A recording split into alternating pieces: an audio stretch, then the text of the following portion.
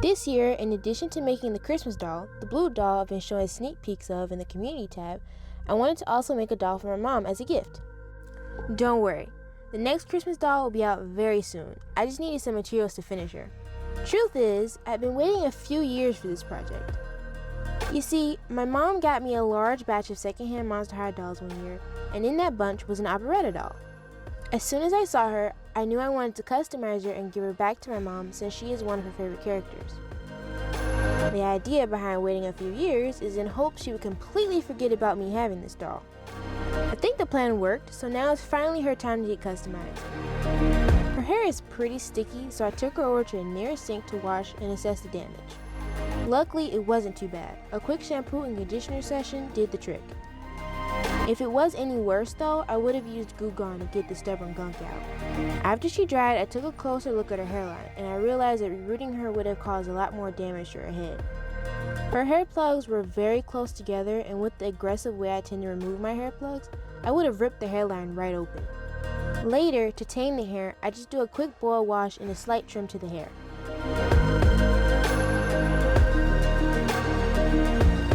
Moving on to her face, I clean that off with the usual acetone.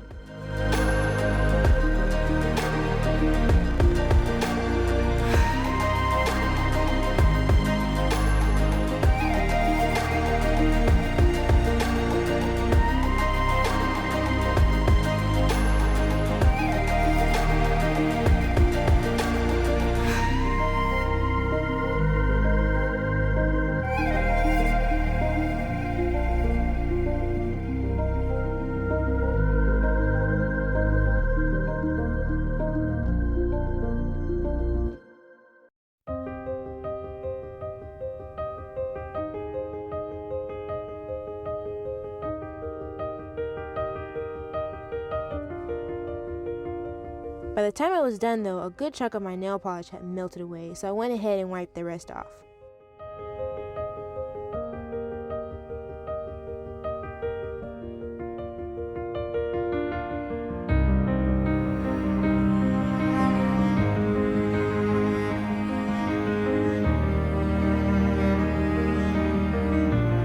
The next step is to fix her yellowing. I'm not sure if this shade of purple for her skin was chosen by Mattel, but it's entirely too warm for my liking, so I'm painting over her skin with a much cooler tone of purple.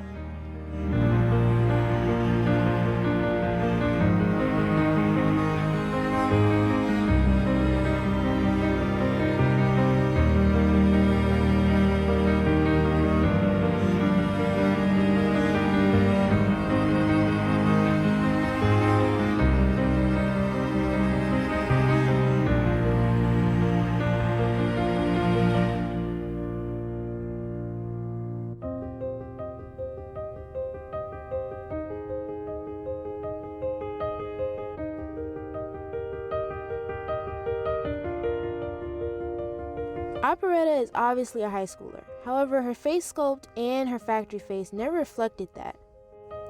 To me, her dolls always looked way older.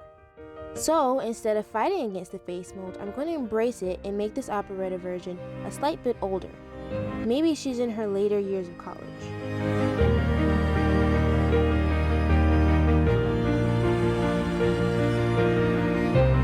Her original face had bright red lips and grayish eyes.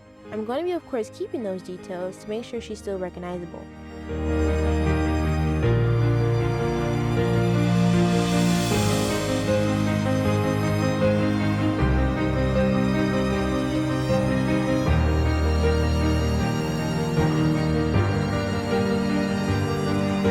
I've been playing around with my face ups lately, and I found that shading around the nose, forehead, and lip creases really improved the overall look of the face.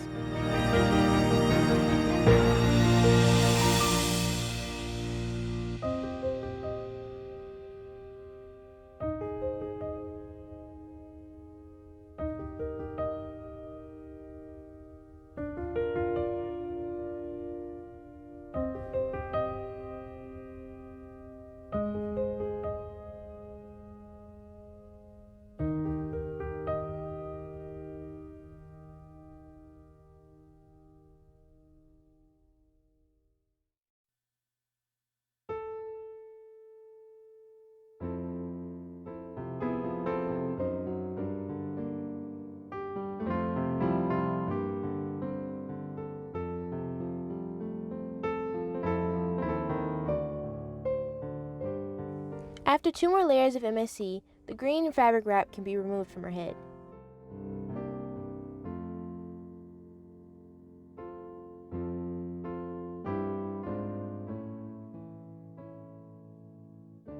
She's been looking quite weird for a while now, so how about we add those lashes? Much better.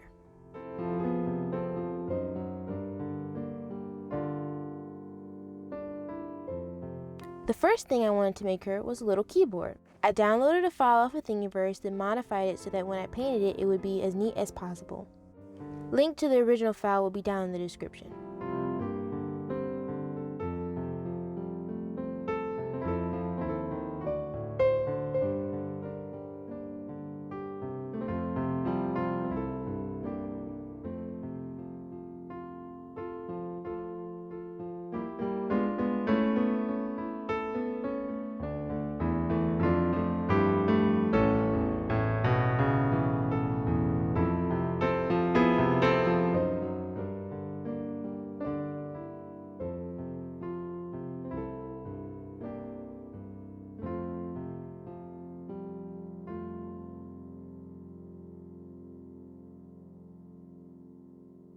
I had a lot of options for her shoes, but I ended up landing on this pair from Ever After High. They were originally pink, but I painted them red and then added details with black paint and a Posca pen.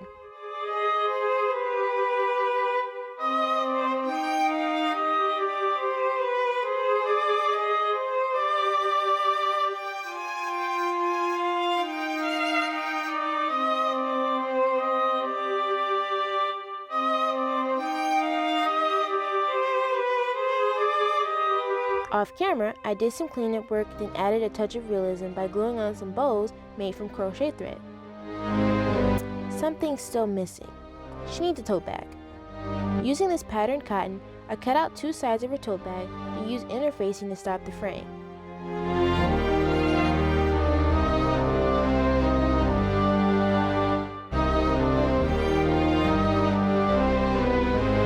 I hand-stitched the top sides of both squares to make it look neater.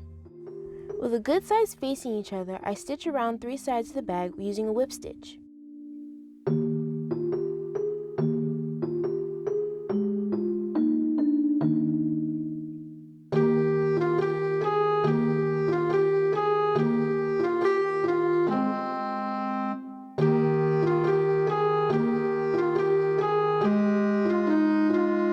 To make the handle, I fold a strip of fabric onto itself and sandwich in a double-sided piece of interfacing. This makes it nice and stiff and stops the fraying. I made some mini pins with resin and nail stickers and then stuck it on the back too.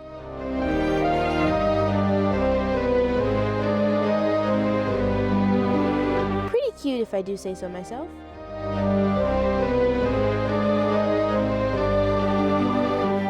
Now we can tackle a little bit of the clothes.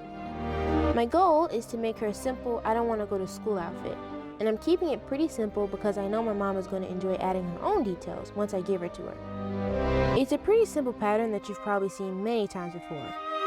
A little stitching here, a little stitching there, attach those sleeves, close the side seams, and bam, a shirt.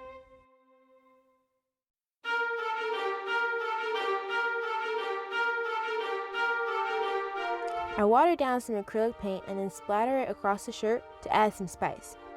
Watering down the acrylics allows for these interesting fades between any colors you use.